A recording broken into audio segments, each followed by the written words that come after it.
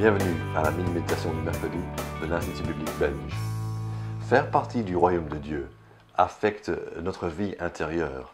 Au lieu de nous inquiéter par rapport à nos vêtements ou notre alimentation, nous allons pouvoir faire confiance à Dieu, celui qui est notre Père et qui prend soin de nous et qui sait ce dont nous avons besoin.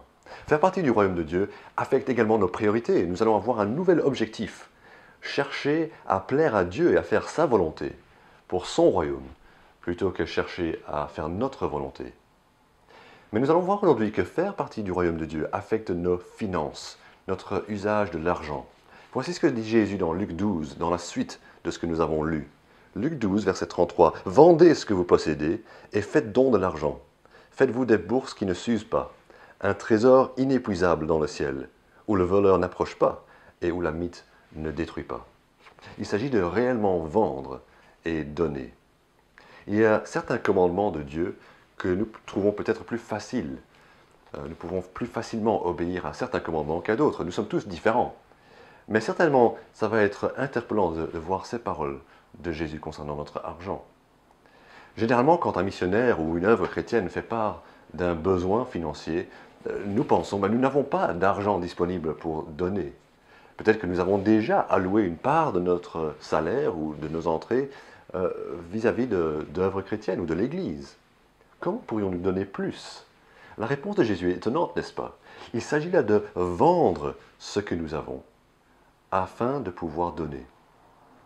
Peut-être, en effet, quand on y pense, il y a des choses que nous avons, de vieux livres, de vieux vêtements, un vieux vélo ou autre chose qui nous appartient, que nous n'utilisons plus. Et nous pourrions vendre cela. Nous devons être futés dans notre façon d'utiliser l'argent. Et penser alors à donner une part de ce que nous avons récupéré à Dieu et à son œuvre sur la terre. Peut-être que nous avons la bonne habitude de mettre de l'argent de côté dans les épargnes.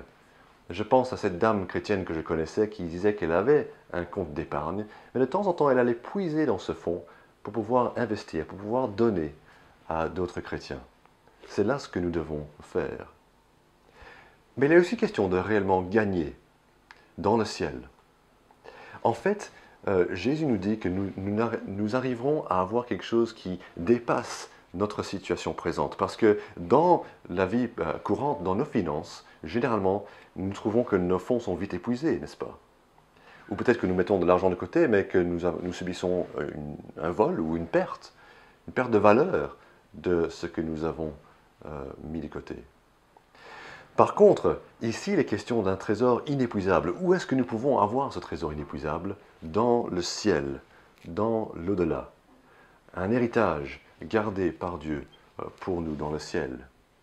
Cela affecte notre choix et notre mode de vie. Cela veut dire que nous devons changer de cap dans nos finances, penser à ce qui est réellement durable et pas seulement à ce qui est éphémère. Mais cela signifie aussi que nous pouvons remercier Dieu pour le trésor dans le ciel. Toutes choses que nous pouvons faire avec notre argent ici-bas pour préparer une récompense dans le ciel. Par contre, je veux quand même dire, en terminant, qu'un don financier ne peut jamais acheter un statut devant Dieu. Ce n'est pas ce que la Bible enseigne au verset 32, justement. Il disait que Dieu a trouvé bon de nous donner le royaume. Et donc nos dons financiers ne sont qu'une réponse à son don merveilleux.